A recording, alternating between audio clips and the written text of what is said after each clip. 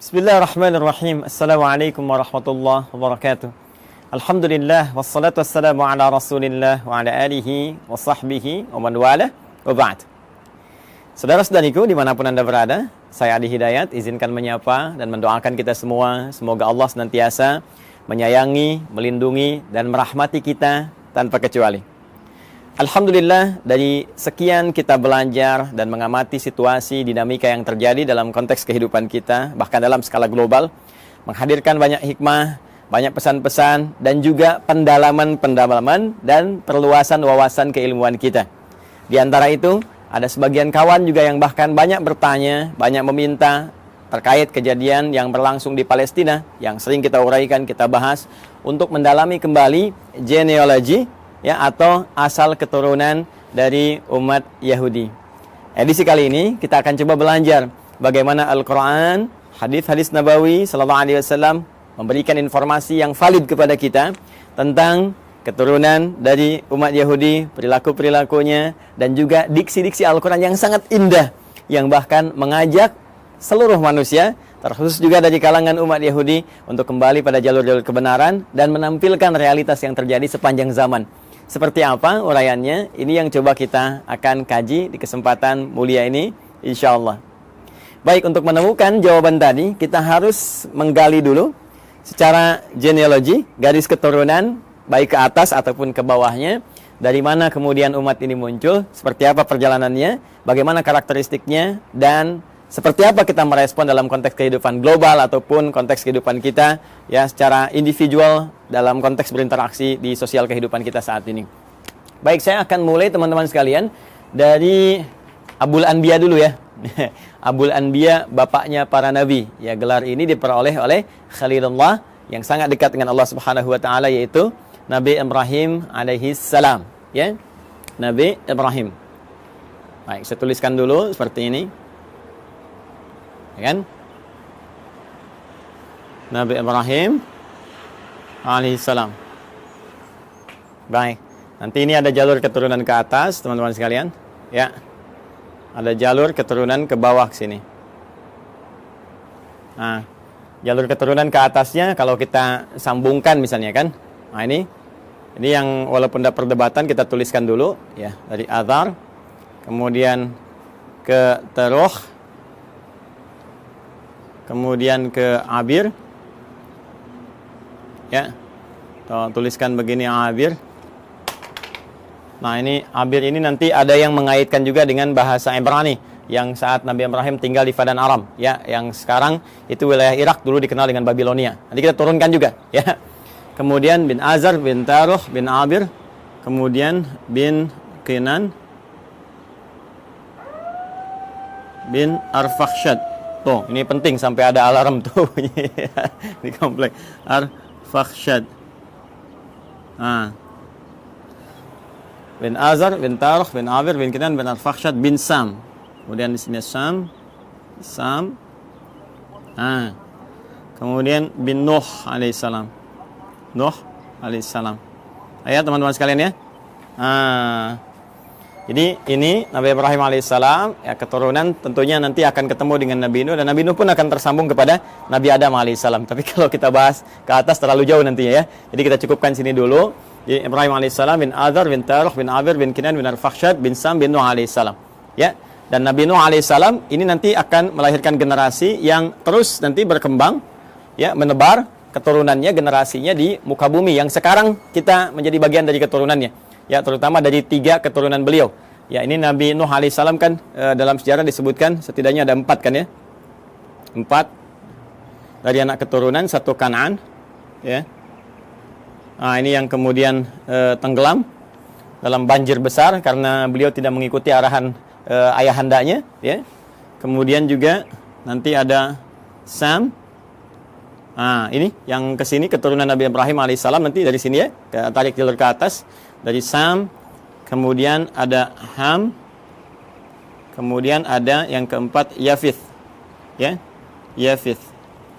Nah, ini teman-teman sekalian 3 ini nanti yang akan berkelanjutan mengikuti Nabi Nuh alaihissalam yang naik ke kapal besar itu, ya, kemudian melewati berbagai rintangan saat terjadi banjir besar, dan kemudian mendarat dan melahirkan keturunan dari sini sampai ke populasi manusia hingga saat ini.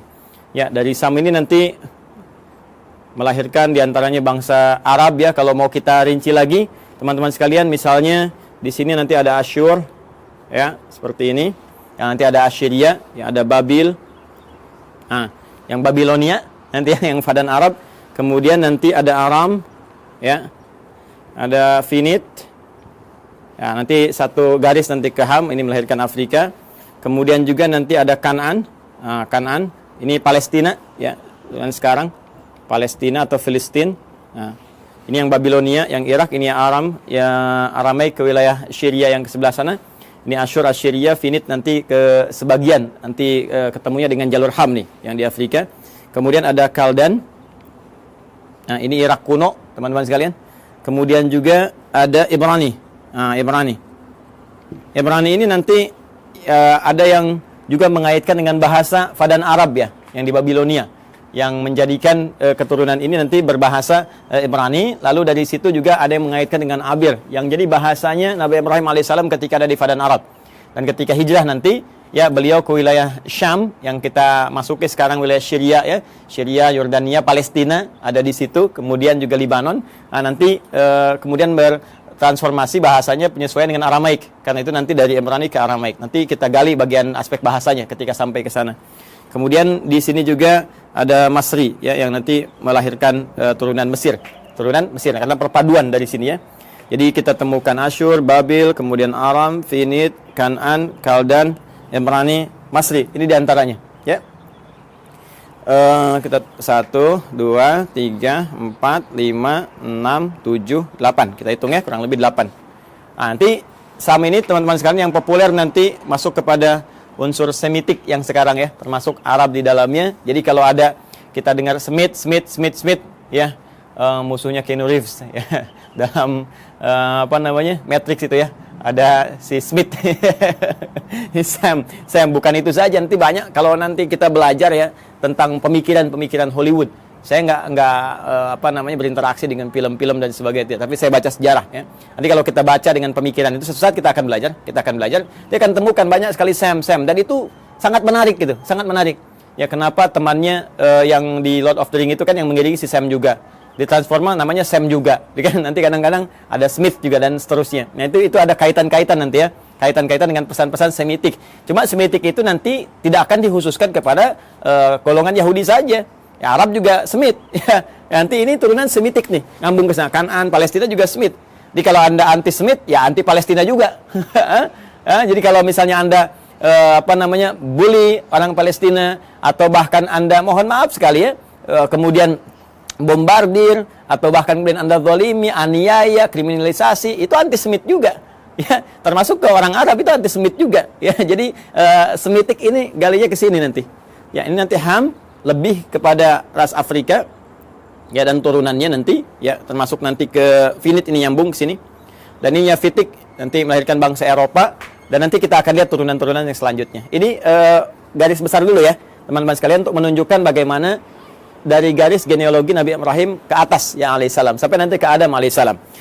Saya izin ambil penghapus dulu, saya hapus dulu ini, ya, kemudian kita turunkan ke bawah. Jadi saya cukupkan sampai Nabi Nuh, Nabi Ibrahim ini nanti kita turunkan generasi ke bawah. Baik, bismillah. Kita akan coba turunkan sekarang jalur ke bawahnya. Kita hapus dulu ini supaya kita mengenal lebih jauh dan kita temukan nanti genealogi kapan Yahudi itu ketemu. Ya, kapan Yahudi itu ketemu, ya, diksinya. Karena nanti redaksi Al-Quran tegas menyampaikan, makana Ibrahimu Yahudiyya wala Nasraniyya walakin kana hanifan muslima. Ya, tidaklah Nabi Ibrahim itu seorang Yahudi, seorang Nasrani, tapi beliau adalah seorang Muslim. Muslim yang taat, Muslim yang lurus, yang membawa garis risalah sampai dengan ke atas, ya, sampai dengan ke jalur Nabi Nuh alaihissalam. Yang ini nanti akan diturunkan Quran surah keempat ayat 163, yang nanti turunan dari salam Nuh ini sampai juga kepada Nabi Muhammad SAW, ya. Inna auhayna ilaika, ya, kami wahyukan pada Muhammad SAW, dan wahyu ini senapas dengan yang sebelum kamu, ya, kama auhayna ila Nuhin, seperti kami wahyukan kepada Nuh dan nabiyina, ya, setelah nabi-nabi setelah beliau. Jadi nabi-nabi terus sampai ke Ibrahim, sampai ketemu Nabi Muhammad SAW. Nah, ini kurang lebih teman-teman sekalian sampai ke Nabi Nuh ke atas, ya, dari Ibrahim terus sampai Nuh alaihissalam jami'an. Dan sekarang kita akan turunkan bagian Nabi Ibrahimnya turun ke bawah. Ini nanti kita bisa uji ya secara ilmiah dan kita bisa bandingkan. Nanti saya turunkan komparasi, misalnya di Al-Quran bagaimana seperti ini, terus ada kalau kitab-kitab lain, nanti kita bandingkan seperti apa, nanti kita uji kebenarannya secara ilmiah. Ya, sehingga ditemukan nilai kebenaran yang kita yakini. Lalu indahnya Al-Quran, silahkan memberi pilihan. Anda yakin dengan Islam, alhamdulillah. Ya, kalaupun Anda tidak dipaksa. Itu pilihan masing-masing. Dan setiap orang bertanggung jawab ketika kembali kepada Tuhannya, kepada Allah Subhanahu wa taala. Objektif kan? Sangat adil kan? Ya, jadi menawarkan, ini dahsyatnya Al-Quran itu begini. Anda diperkenankan menguji dulu Al-Quran. Ya, sebelum Anda bahkan membacanya, sebelum Anda bahkan ingin mengkajinya. Al-Quran menawarkan diuji, silahkan. Jika Anda ragu, uji. Ya, wa in kuntum fi raibin mimma nazzalna ala abdina fa'tu bi suratin min mithlihi. Al-Baqarah ayat 23. Ya, kata Allah, kalau Anda ragu terhadap wahyu yang kami turunkan kepada hamba terbaik kami Muhammad SAW, silahkan Anda uji, datangkan semisalnya. Ya, coba cari, ada nggak karya manusia yang mirip ya seperti firman Allah ini? Perhatikan bahasa saya. Ada nggak karya manusia yang mirip dengan firman Allah ini? Kalau Anda ragu, uji. Dari sisi kebahasaan, silahkan uji. Bagaimana dahsyatnya ini? Untuk membedakan. Ini kan banyak orang Arab di masa Nabi yang fasih-fasih luar biasa. Ya, dan mereka nggak ada yang mampu dan mengakui ini bukan karya manusia. Kalau tiba kemudian ada orang sekarang yang nggak lebih fasih daripada orang dulu, nggak lebih pintar bahasa zaman dulu, mengatakan misalnya Al-Quran itu karya manusia, maka ini nampaknya kurang minum susu. Pengetahuannya kurang luas. Ya, orang yang paling pakar aja, penutur aslinya mengatakan ini bukan dan tak mampu mendatangkan semisalnya, maka turunan ini yang lebih lemah ke bawahnya, ya, apalagi zaman sekarang, itu mustahil bisa menjual Al-Quran. Tapi Al-Quran tetap membuka. Silahkan. Dari segi isinya, silahkan Anda kaji. Ya, dari aspek manapun silahkan. Setelah Anda menemukan bahwa ini mustahil nih, ya, kata-kata manusia, karya manusia, dan Anda meyakini, oh ini bahasa lain, walaupun ini jalan menuju firman Allah. Ya, bagi kami orang Islam sudah yakin, la raiba fi. Karena itu di pembuka Quran jelas dikatakan, dzalikal kitabu la raiba fi. Semua isi Al-Quran ini nggak ada keraguan, mesti kita yakin. Nah, Anda yang belum yakin silahkan kaji. Nggak ada kitab di muka bumi yang menawarkan sebelum berinteraksi dengannya untuk diuji dulu. Setelah itu pun, silahkan gali, silahkan kaji. Afala yatadabbaruna Al-Quran? Kenapa Anda nggak kaji? Kenapa nggak dalami? Kenapa Anda tiba-tiba menyoal yang Anda tidak tahu? Ini kan menarik. Ya, ada yang nuduh, ini Quran rekayasa, ini Quran produk budaya. Baca Quran aja enggak? Dikaji juga enggak? Ini sisi ilmiahnya di mana? Ya, kita kan menyimpulkan sesuatu setelah kita lihat dulu, analisis dulu, baru kita simpulkan. Ini ngaji enggak, baca enggak, menganalisis tidak, atau cuman lihat, cuman baca, tapi enggak paham artinya, lalu menyimpulkan. Ini kan menarik gitu ya. Maka silahkan teman-teman sekalian. Nah, nanti dari sini Quran menawarkan, Quran memperbandingkan, ada komparasi, dan Quran juga mengatakan silahkan cek, silahkan uji, silahkan bandingkan. Kalau Anda yakin dengan kebenaran, dahsyatnya, walaupun apa yang ditampilkan Al-Quran benar, tetap memberikan peluang kepada Anda untuk memilih secara objektif dan tidak memaksa. La ikraha fid din, gak ada paksaan ya untuk masuk ke dalam Islam. Lakum dinukum waliyadin, bagi Anda yang Anda yakini, bagi kami yang kami yakini. Tapi semua punya konsekuensi ketika kembali pada Allah Subhanahu wa taala. Baik. Sekarang kita kembalikan ke Nabi Ibrahim alaihissalam. Teman-teman sekalian, mari kita bagi genealogi turunan ke bawahnya ya Nabi Ibrahim. Nah, ini spidol sudah mulai akan habis, dengan turunan ke atas saja ada. Saya ganti dengan yang baru. Kita ke bawah dulu ya. Nah, seperti ini saya turunkan satu. Kemudian di sini saya turunkan dua karena keterbatasan papan tulis. Ustaz, kenapa enggak yang lebih besar aja papan tulisnya supaya banyak? Begini Nona, begini Tuan, begini Joni, Cepi, dan kawan-kawan sekalian. Ini akses naik ke rooftop di Quantum Ahyan Institute. Pintunya hanya cukup untuk yang ini. Insya Allah nanti kita sesuaikan. Mungkin dari bawah kita tarik ke atas agak panjang. Ya, Bismillah teman-teman. Ini 3, ini 4. Saya cukup-cukupin ya. Ya, kita ambil dulu Quran surah ke 3 Ali Imran di ayat 33. Kemudian kita tambahkan Quran surah kedua Al-Baqarah ayat 132. Ya, dari 131 dulu. Nah, nanti ke 132 sini. Ya. Saya mulai dengan Ali Imran dulu ayat 33. Ya, mari kita fokus lihat sinak di paling kiri di mushaf standar ya. Sebelah kiri agak ke atas sedikit. Innallaha astafa Adam wa Nuha wa ala Ibrahim wa ala Imrana 'alal 'alamin. Sungguh Allah Subhanahu wa taala memilih di antara sekian hambanya itu ya golongan-golongan manusia tertentu ya, dengan pribadi tertentu, karakter tertentu, dipilih oleh Allah menyampaikan risalah Allah Subhanahu wa taala. Ya, di antara mereka adalah ya, manusia pertama, Adam alaihissalam, sebagai penata pondasi awal kehidupan manusia di muka bumi. Innallaha astafa Adam wa Nuha. Ini kemudian rasul pertama. Kalau Adam tadi nabi pertama, kemudian Nuh alaihissalam rasul pertama. Yang ini saya turunkan ini, ya. Bin Nuh Matusyail bin ini dari Sam ke Nuh bin Matusyalah bin Kinan bin Anwas bin Tis bin Adam alaihissalam. Jadi dari Adam sampai ke Nabi Nuh alaihissalam. Wa Nuha wa ala Ibrahim. Kemudian keluarga Ibrahim. Nah, ketika menyebutkan Ibrahim disebutnya ala Ibrahim. Al Ibrahim, keluarga besar Ibrahim. Ya. Jadi kalau al ini teman-teman sekalian, ini menunjuk pada keturunan ke bawah ya. Terus tanpa batas nih. Ya, keturunan terus tanpa batas sampai dia berakhir. Ya. Makanya kalau ada surah Ali Imran berarti dari Imran dengan Hanna ke Maryam ke Isa, gitu kan? Nah, keturunan Ibrahim ini siapa saja? Ini yang kita bahas, wa ala Ibrahim. Ya, wa ala Imrana 'alal 'alamin, dan juga keluarga besar Imran dari semesta alam kami pilih untuk misi dan risalah tertentu. Kemudian yang menarik ya teman-teman sekalian, ala Ibrahim ini nanti ada yang spesifik disebut dengan anak keturunan. Jadi kalau al itu terus ya sampai keluarga, sampai turunan ke bawah. Nanti dari turunan anak-anak ini, teman-teman, ya misalnya anak laki-laki atau ada anak perempuan, terus langsung turunannya ini secara langsung ya. Secara langsung generasi pertamanya ini, sampai dengan ke bawahnya nanti, itu bisa disebut secara genealoginya. Kalau ini kekeluargaannya, kalau ini genealogi turunan ke bawahnya itu disebut dengan bani namanya. Ya, jadi kalau satu laki-laki disebut ibnun, begini. Nah, kalau satu perempuan disebut ibnatun, begini. Karena ini hamzah wasol, kadang dibuang. Harakat jadi pindah ke sini. Kalau harakat dipindah, kemudian ujungnya wakaf mati, jadi bin istilahnya.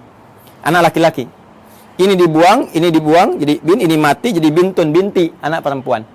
Ya, Isa bin Maryam, Isa anak laki-lakinya Maryam. Aisyah binti Abi Bakar, radhiyallahu taala anhuma, ya, Sayyidah Aisyah binti Abi Bakar. Jadi anak perempuannya sahabat Abu Bakar. Ini kalau kita gabungkan keduanya, ya, terus ke bawah ini, apalagi kalau ditambah, jadi bani namanya.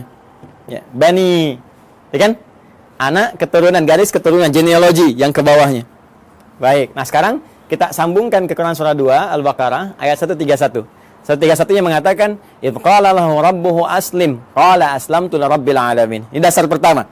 Ketika Rabbnya mengatakan ya kepada Nabi Ibrahim alaihissalam, Nabi Ibrahim punya Tuhan, ya Tuhannya Allah Subhanahu wa taala, difirmankan oleh Allah, "Aslim, tunduk patuh kamu kepada semua ketentuan Tuhan." Ya, jadi aslim itu kata perintah, fi'il amr.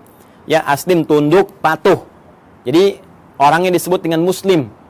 Ya, bingkainya disebut dengan Islam. Jadi Islam itu bingkainya dari kata aslama yuslimu islaman.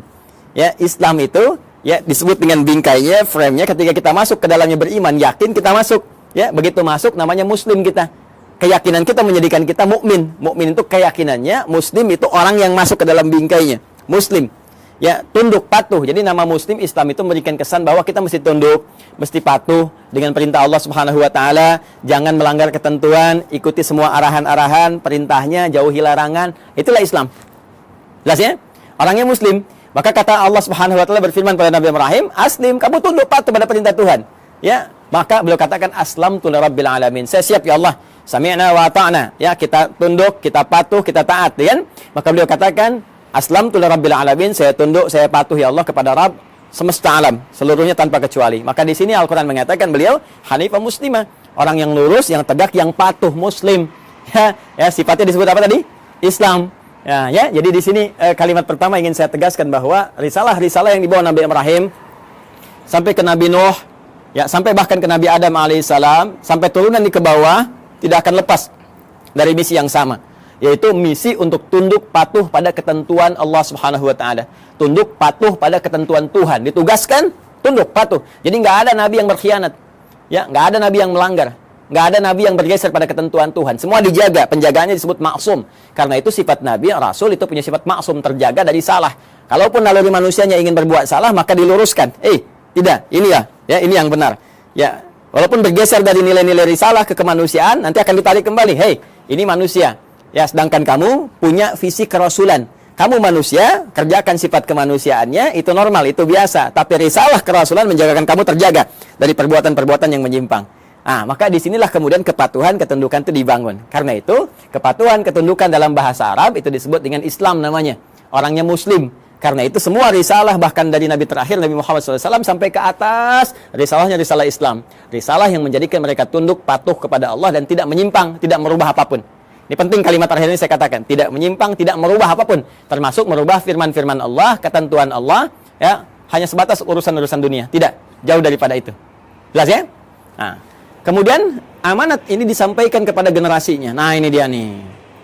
132. Wa wassa biha Ibrahimu banihi. Dan mulai muncul. Wassa biha Ibrahimu banihi wa Yaqub. Muncul Yaqub. Ya baniya innallaha astafa lakumuddin fala tamutunna illa wa antum muslimun. Ya, maka Ibrahim mewasiatkan kepada generasinya termasuk nanti Yaqub. Kita lihat nanti Yaqub itu siapa. Baik, Ibrahim mewasiatkan kepada generasinya. Nah, ini genealogi ke bawahnya. Diwasiatkan ke bawahnya, ya sungguh Allah telah menetapkan bagi kalian satu tuntunan yang benar, pedoman yang benar yang harus dipatuhi. Ya, pedoman tuntunan frame tadi itu din, ya. Din kita kan namanya Islam tadi, ya, frame-nya kan Islam kan? Makanya di Quran surah ketiga, Quran surah 3 ayat 19, itu kata din disandingkan dengan Islam. Din disandingkan dengan al-Islam. Ya. Innad dina 'indallahil Islam. Innad dina 'indallahil Islam.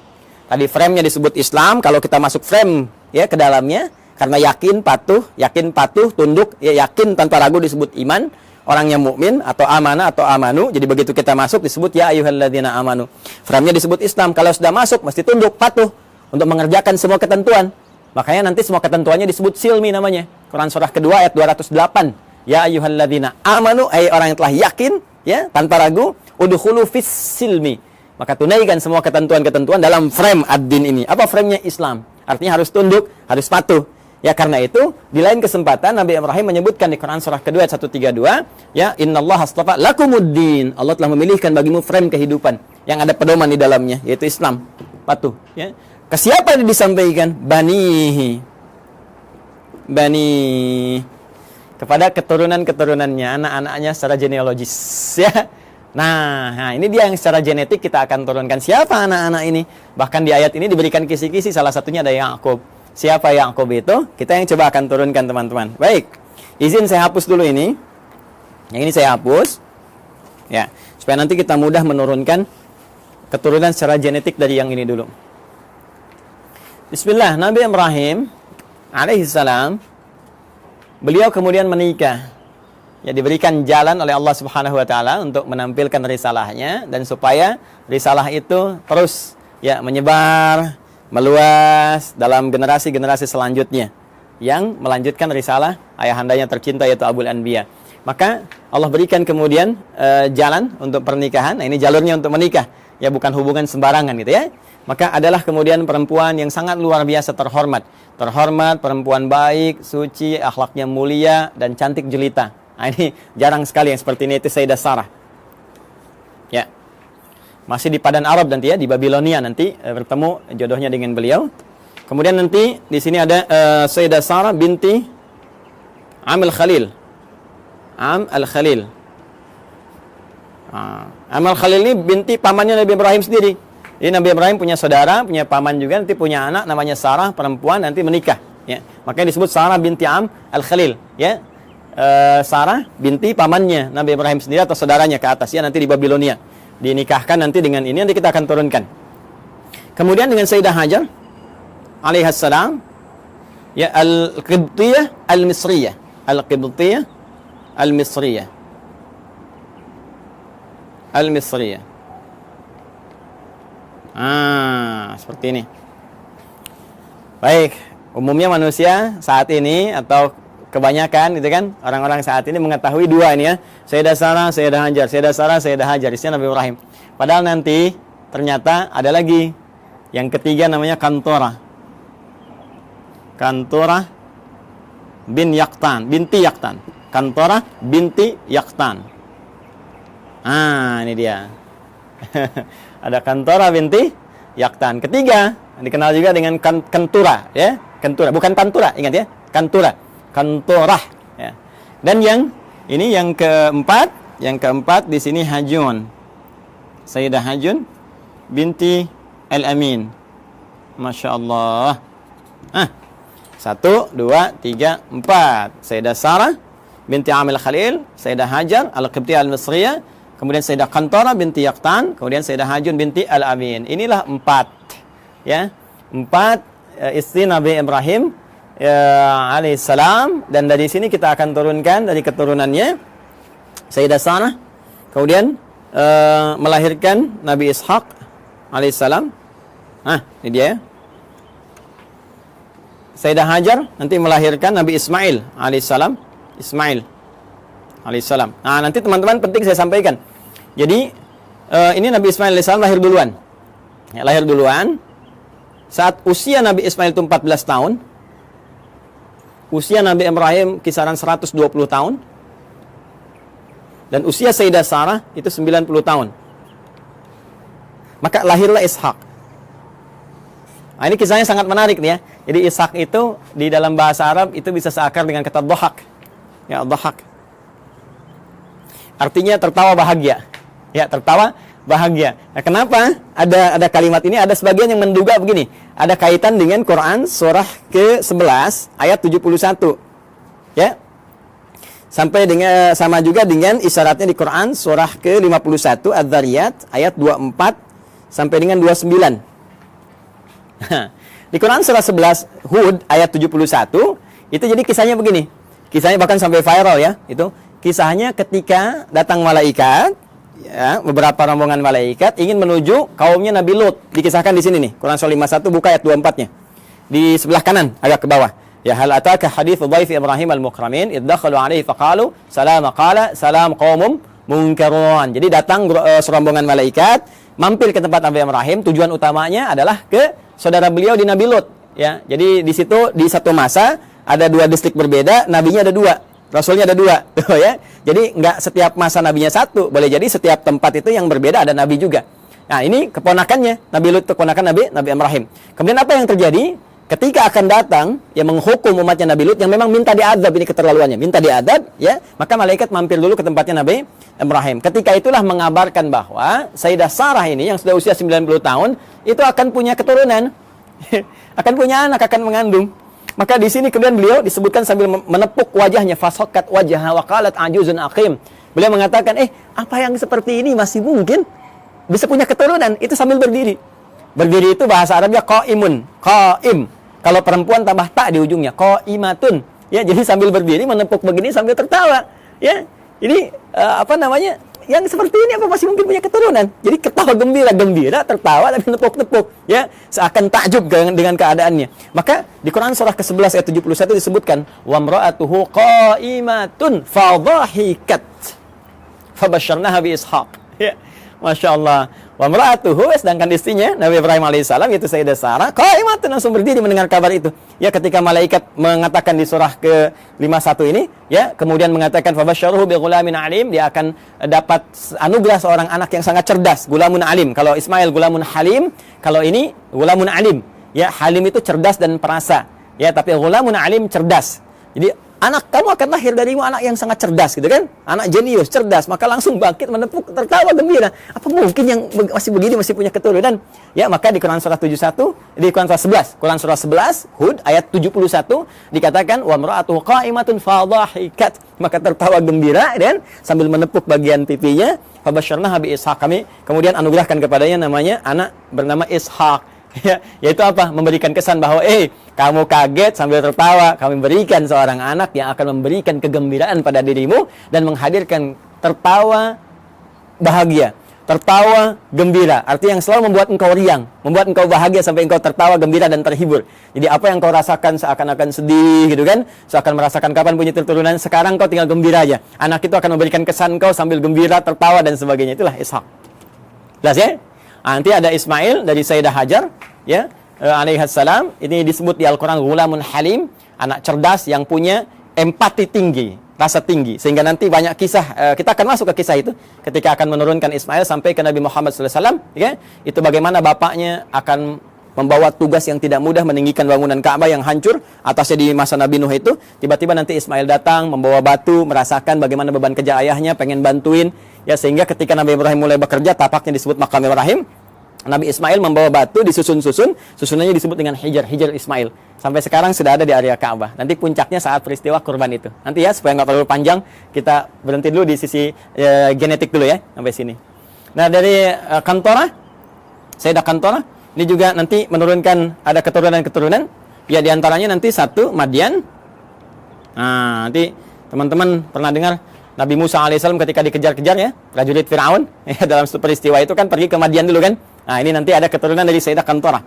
Kemudian ada Madian, ada Zamran. Ya. Kemudian yang ketiga ada Suraj. Nah, kemudian juga kita temukan ada Yukshan. Nah, atau Yakshan, boleh dibaca Yakshan, Yukshan. Kemudian juga yang kelima ada Nasak atau Naksan. Ya, Nasak ya, atau ada yang menyebutkan Nakshan, ada yang menyebutkan Nasak ya. Yang keenam sebetulnya ada 6 anak, cuma yang 6 tidak diketahui, tidak disebutkan.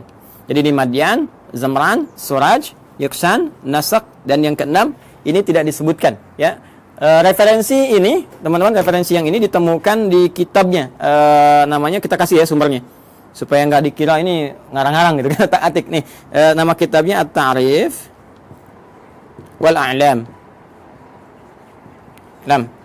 Karya siapa? Syekh Abul Qasim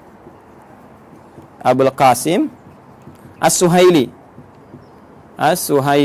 Nah, ini bukan hanya saya yang pertama menyampaikan, bahkan dikutip pertama kali nanti yang di dalam satu kitab yang populer, nama kitabnya Al-Bidayah. Al-Bidayah wan Nihayah. Karya Al-Imam Ibnu Katsir. Kalau sama dengan cetakan yang kami jadikan referensi, itu ada di jilid 1 halaman 407. Ya. Ini nanti disebutkan yang 5, cuma yang 6 nggak disebutkan. Ya, jadi ini ada Madian, Zamran, Suraj, Yaksan, kemudian Nasak, teman yang ke-6-nya tidak disebutkan. Ya, kalau ada perbedaan-perbedaan sedikit tipis ya, kayak ini misalnya Nasak ada disebutkan Naksan, ini Yakshan, ada yang Yuksan, itu bacaan-bacaan di ahli bahasa atau ahli terjemah saja. Kemudian dari Hajun ini juga ada Kisan atau Kaizan, kan? Kemudian ada Suraj, namanya sama dengan ini, Suraj. Kemudian yang ketiga ada Amim, ada juga yang menyebutnya Umaim. Ya, seperti ini. Ada Kaisan, ada Suraj, ada Amim atau Umam. Yang keempat Lutan. Bukan Ethan ya, Ethan Tom Cruise. Lutan. Dan yang kelima Nafis. Yang kelima Nafis. Ya, ada di MUI ada Ustadz Kiai Khalil Nafis. Jadi nanti nasabnya ke Nabi Ibrahim dari Sayyidah Hajun binti Al-Amin. Nah, ini ya keturunan Nabi Ibrahim alaihissalam. Dari sini satu, Sayyidah Sarah melahirkan Ishak, Sayyidah Hajar melahirkan Ismail, 2 kan? Kemudian dari Kantorah itu ada 6, 1 tidak diketahui, nanti 2 tambah 6, 8. Kemudian dari Sayyidah Hajun binti Al-Amin ada 5. 8 tambah 5 ada 13. Ya, 2 tambah 6, 8, ada 13 tambah 5, 13. Jadi ini kurang lebih 13 keturunan Nabi Ibrahim alaihi salam. Ya, dari istri-istri beliau. Dan nanti dahsyatnya, nanti ya, mungkin episodenya akan panjang gitu. Di Kantorah ini nanti juga ada satu penelitian, dugaan kuat bahwa itu yang menjadikan turunan dari bangsa Melayu, Jawa khususnya. Ya, disebutnya bangsa Jawi gitu kan. Jawi itu dulu ya mencakup Melayu semua, karena waktu ke Arab itu dikenalnya dengan Jawi, bangsa Jawi. Jadi Jawi itu bukan cuma Jawa, yang dalam konteks ini di kita di Indonesia ada Jawa Barat, Jawa Tengah, Jawa Timur. Tapi Jawi itu nanti luas, termasuk Melayu dan sebagainya. Nanti suatu saat kita akan belajar ke sana, insya Allah. Ini teman-teman sekalian, kurang lebih ya. Ini referensinya, ini gambarannya. Yahudinya kan belum ketemu. Ya, sekali lagi, Yahudinya belum ketemu, maka kita harus turunkan minimal sampai tadi Yakub tadi, karena kan tadi saya katakan di Al-Baqarah 132 kan, waswabiha Ibrahimu banihi wa Yakub. Yakub siapa? Yakub. Karena ini urutannya di sini 1 2 3 4, kita turunkan ini dulu. Ya. Ini saya hapus dulu yang ini ya. Sudah dicatat ya. Kalau nanti teman-teman belum sampai catatannya, nanti lihat di rekaman ya, di review, diturunkan kembali. Nabi Ishak alaihissalam kemudian menikah, tumbuh dewasa tentunya, menikah dengan seorang perempuan mulia, jelita, ya, akhlak bagus dan sebagainya, namanya Rafkah. Rafkah binti Batuil. Ini dia. Rafkah binti Batuil. Gini ya, teman-teman sekalian. Dari pernikahan ini, ya, Nabi Ishaq alaihissalam menikah dengan Sayyidah Rafkah binti Batuil, melahirkan 2 anak kembar. Nah, ini yang nggak banyak orang tahu. Ya, siapa 2 anak kembar ini? Yang pertama adalah Aish atau Isyu, gitu kan? Ya, atau Aisyu begini tulisannya. Ain, ya, sad. Ya. Ya, ini satu. Yang kedua Yakub. Yakub. Ini kembar ini.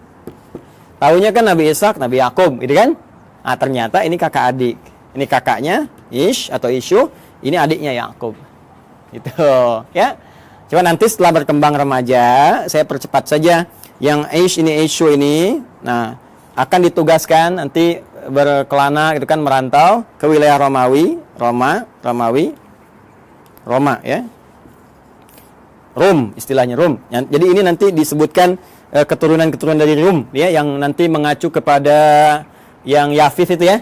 Yang Yafis generasinya itu asal generasi awal, cuma nanti yang ini yang memajukan, yang memberikan istilahnya arahan-arahan gitu kan, mensibgah dan sebagainya. Ini nanti Aish atau Aisyu. Ya, jadi sudah ada Romawinya. Sudah ada Romnya, cuma ini nanti ke sini dan beraktivitas banyak di sini. Ya, dan ini nanti akan nyambung kepada generasinya Yafith yang dari Nuh alaihissalam tuh ya, yang Yafitik itu. Ini saya berhenti dulu sampai sini. Saya akan teruskan ke sini. Nabi Yakub kemudian diminta ya oleh ayahandanya Ishaq alaihissalam untuk pergi ke Padan Arab. Padan Arab, tempat dulu Nabi Ibrahim kan beraktivitas dan seterusnya. Di Padan Arab ini, nah ini sudah kelihatan gitu ya, ada isyarat-isyarat bahwa ini kalau sudah jalurnya ke sana, ini ada jalur-jalur risalah, jalur kenabian dan sebagainya. Maka dimintakan untuk bertemu dengan abangnya Rifqah ini. Ya, abangnya Rifqah. Beliau punya abang, ya berarti paman ya ke sini ya, paman ya atau pak D-nya gitu kan. Nah, punya abang namanya Laban. Laban. Ya, di sini punya abang namanya Laban. Ada juga yang menyebut dengan Laman namanya. Laban atau Laban. Laban. Bukan Gaban ya. Laban. Laban atau Laman. Nah, Laban secara singkat ini punya 2 orang anak. Ya. Saya ulangi ya. Punya berapa orang anak? 2 orang anak. Nah, teman-teman sekalian, singkatnya ketika Nabi Yakub alaihissalam itu datang ke Padan Arab, kan, ke Babilonia, mencari dan sebagainya, maka setelah perjalanan itu ditemukanlah nanti salah seorang perempuan bertanya kepadanya dan ditunjukkan tempatnya Laban. Ternyata itu anaknya. Siapa anaknya itu? Namanya Rahil. 1, Rahil. Jelas? Nah, ini anak yang pertamanya. Nah, kemudian teman-teman sekalian setelah tinggal di sini ditemukan juga kakaknya Rahil. Jadi yang pertama bertemu dengan Rahil dulu. Ini adiknya, adik. Nah, kemudian yang kedua bertemu dengan kakaknya Rahil, dipertemukan dengan kakaknya Rahil, ya. Siapa namanya? Nah, kakaknya Rahil ini namanya Laya, kan? Laya atau juga ada yang menyebut dengan Lea. Nah, ini kan? Laya atau Lea. Nah, secara singkat ternyata beliau ini ditugaskan untuk menyampaikan pesan kepada Laban supaya ini bisa besanan. Nabi Ishaq bisa besanan dengan Laban. Maka dimintalah untuk menikah, memilih salah satunya. Ya, memilih salah satunya, walaupun ada riwayat menyebutkan Nabi Nabi Yakub ini nanti ditawarkan untuk menikahi dengan Laya dulu, kakaknya dulu. Ya, jadi ini kakak didahulukan. Nah, kemudian beliau kan seorang yang sangat perasa ya. Yakub itu punya keunggulan yang luar biasa. Ya, beliau seorang yang sangat dekat ya dengan Allah, rajin ibadah, kemudian lebih daripada itu juga sangat merasakan tidak ingin menyinggung orang, ya, curhatnya diserahkan kepada Allah sehingga orang-orang banyak nggak tersakiti. Jadi ini yang menjadikan beliau daripada nanti satu menikah, yang lain merasakan nggak nyaman, maka mengajukan dua-duanya aja dinikahin, ya kan? Nah, ini belum turun syariat yang di era Nabi Muhammad SAW, turunnya Quran surah keempat An-Nisa ayat 23, larangan menikahi kakak adik. Ya, wa anta jama'u bainal ukhtaini illa ma qad salaf. Paling kanan sebelah bawah. di mushaf standar ya. Wa antajma'u bainal ukhtaini illa ma qad salaf. Dilarang bagi kalian untuk menikahi kakak adik ya secara langsung kecuali yang dulu pernah terjadi. Ya, karena keadaan sekarang beda. Dulu orang bisa mengendalikan, bisa tahu, bisa paham dan untuk menjaga keturunan yang sangat terbatas keadaannya pada waktu itu. Sekarang sudah banyak menyebar. Makanya dilarang sekarang menikahi kakak adik dalam satu mahram. Ya dulu masih berlaku illa ma qad salaf. Maka dinikahilah kemudian Layya, ini pertama kali. Dan kemudian Rahil, yang kedua dinikahi. Ya. Dari Layya ini turun keturunan teman-teman sekalian ada 6 orang anak. Ya, 6 orang anak ini Rabin. Kemudian 2 Syam'un atau Simon. Dan yang ketiga Levi atau disebut juga dengan Lewi. Ya, Levi, dia Levi. Tulisannya begini, bukan Levis ya, Levi. Lewi, gini. 4 Yahuda. Kemudian yang kelima Izakar. Ya. Yang keenam Zabulun. Dari Rahil melahirkan 2 orang anak, ya. 1 Yusuf alaihissalam, Rahil. Ya. Ini ibunya cantik sekali, cantik, jelita, taat, patuh. Makanya anaknya juga tampan luar biasa ya, tampan. Dan nantilah pas masuk cerita Nabi Yusuf ini masih panjang, tenang aja teman-teman, masih panjang. Dan yang kedua Bunyamin, ya Bunyamin, ya. Baida Royani nggak masuk sini, maaf ya, bercanda. Ini nanti Yusuf dengan Bunyamin, ya. Dan berjalan, tiba kemudian sudah berumah tangga. Singkatnya ini minta balik dulu, minta sowan lagi kepada bapaknya, gitu kan? Supaya nanti ada bekal-bekal yang terbaik untuk dilanjutkan dan seterusnya gitu kan. Nah, nanti teman-teman sekalian sebelum kembali ini oleh Laban dihadirkan asisten rumah tangga untuk bantu baik kepada Rahel ataupun Layya supaya tugasnya lebih mudah karena tahu tugas Nabi Yakub pasti akan berat. Maka dikirimkanlah kemudian 2 orang untuk bantu Layya, dikirimkan Zulfa atau Zalfah. Ya, Zulfa atau Zalfah. Nah, kemudian dari Rahel pun dikirimkan Balha. Ya. Balha untuk membantu. Dan Nabi Yakub melihat, oh ini akan di rumah nih, banyak interaksi, ya. Daripada nanti aneh-aneh, lebih baik jadi mahram sekalian. Mahram sekalian supaya membantu ada dalam lingkup keluarga. Makanya dinikahilah kemudian ini juga sehingga 4 lah, genap 4 istri Nabi Yakub alaihissalam. Ya nanti dari sini ada 2 anak lagi, ya dari Zulfa dan dari Balha 2 anak lagi. Ini papan tulisnya nggak cukup nih kalau saya tuliskan. Ada Dan, ada Jad dan yang lainnya. Jadi dari sini saya sebutkan 2. Teman-teman sekalian, ada 2. Ini pun 2. Ya. Jadi dari sebelumnya 6 dari Layya, tambah 2 dari Rahil, 6 tambah 2, 8, tambah 2 dari Zulfa, 10, tambah 2 dari Balha, 12. Inilah dari 12 keturunan Nabi Yakub alaihissalam. Yakub alaihissalam. Ini keturunannya ada berapa? Ada 12. Yakub ini masih mengalami tentunya masanya bapaknya Ishak dan ada yang menduga juga masih bertemu dengan Nabi Ibrahim. Jadi Nabi Ibrahim punya anak, nanti Nabi Ishak punya cucu Nabi Yakub. Tapi keturunan ke sini belum tentu jumpa. Ya, di yang cicitnya lagi sampai ke Yakub masih ada. Maka Yakub meneruskan wasiat bapaknya Ishak, Ishak meneruskan wasiat bapaknya Ibrahim. Makanya seringkali ditemukan kalimat ya Ismaila wa Ishaqa wa Yaquba gitu kan. Wal asbat, asbat ini 12 ke sini. Jadi Yakub meneruskan ke sini. Ya, nah ini teman-teman sekalian gambaran ini. Nah, Nabi Yakub ini seperti saya katakan tadi, nabi yang sangat baik, taat, patuh, gitu kan? Ciri-ciri hamba lah. Hamba dalam bahasa Arab disebut abdun. Dalam bahasa Ibrani pada saat itu disebut dengan Isra. Isra. Ya, hamba siapa ya? Hamba Allah. Jadi kan puncak pujian Allah kepada ya ciptaannya, makhluknya, manusia itu sifatnya bukan disebut nabi rasul. Nabi rasul itu menunjuk pada tugas dan berita besar yang dibawa. Puncak pujiannya justru terletak pada kalimat hamba, abdun. Makanya Rasulullah SAW ketika diisrakan itu disebutnya dengan kata abdun, subhanalladzi asra bi abdihi, kan? Maka ini pun dipuji dengan sifat penghambaannya itu Isra, hamba Allah yang taat. Allah dalam bahasa Ibrani pada saat itu disebut dengan Il. Ya, maka disebut dengan Israel. Asalnya kata Israel ini menunjuk kepada Yakub alaihissalam. Mana Nabi Yakub nih ya? Nah, di sini. Nih. Asalnya menunjuk kepada Nabi Yakub alaihissalam yaitu Israel.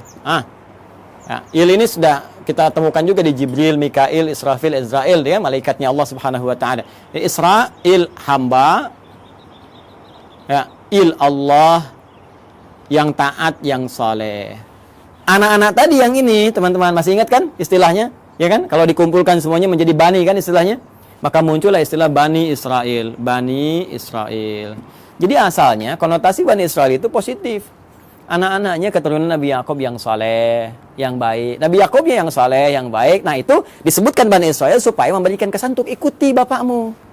Jangan menyimpang, jangan jauh-jauh. Makanya di Quran nanti banyak diksi menunjukkan ya Bani Israel, ya Bani Israel. Disadarkan lagi, hai Bani Israel, kamu ini kan punya kelebihan, bapakmu itu baik, bapakmu saleh. Jangan berbuat seperti ini. Itu menodai cita keluarga, ya, menyakiti bapakmu dan memberikan kesan yang tidak bagus itu dalam keluarga, dalam keturunan. Maka perbaiki, ajak balik. Bahkan nanti diajak untuk kembali lagi. Ketika menyimpang, ajak balik. Sifatnya disebutkan, kata kerjanya disebutkan. Nah, apa sifatnya itu? Apa kata kerjanya? Dan dari mana kemudian muncul generasi Yahudi? Ya kan? Ada yang mengatakan nih paham keagamaan, ada yang mengatakan turunan dari 12 anak yang ini muncul. Siapa 12 anak ini yang melahirkan Yahudi? Apakah itu paham, benarkah paham keagamaan atau keyakinan? Atau doktrin tertentu? Ya, sampai kagetnya sampai tukang-tukang juga lewat ngasih intro. Kalau Anda mendengar, kita akan lanjutkan dan sambungkan di kesempatan yang lain insyaallah. Edisi yang perdana tentang genealogi Yahudi dalam Al-Quran, hadis-hadis Nabi, dan fakta sejarah yang kita gali. Adi Hidayat, semoga bermanfaat. Assalamualaikum warahmatullahi wabarakatuh.